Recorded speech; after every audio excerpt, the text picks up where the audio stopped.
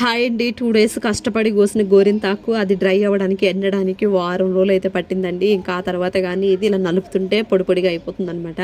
ఇంకా వెంటనే దీన్ని అయితే మిక్సీ పడదామని చెప్పి స్టార్ట్ చేశానండి. వాము దీన్ని మెత్తగా మిక్సీ పట్టడానికి చాలా టైమే తీసుకుంది. పైగా మా మిక్సీ గిన్నెలు అయితే పాడైపోయినాయండి. ఇంకా అట్లా నాకైతే బాగా టైం పట్టేసింది.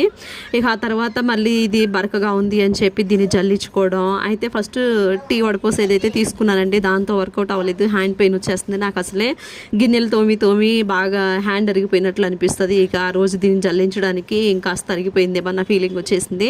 ఫైనల్గా పిండి జల్లించే దాంతో అయితే జల్లించానండి, కానీ చాలా టైం తీసుకుంది. బాక్స్ ఎందుకు చూపిస్తున్నానంటే ఇది ఒక స్వీట్కి వచ్చిన బాక్స్ అనమాట. ఇది 300 గ్రామ్స్ ఉంది.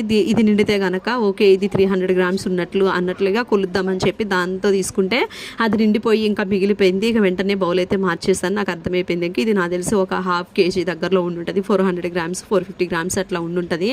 ఫైనల్గా అయితే ఇదండి రిజల్ట్. నేను 2 రోజులు కష్టపడి కోసిన గోరింతాకు 3 బేషనీల్లో ఎండబెట్టి పౌడర్ చేసిన ఈ గోరింతాకు వెనక చాలా కష్టం ఉందండి. ఫైనల్గా కొనుక్కోవడమే బెస్ట్ అనిపించింది నాకైతే.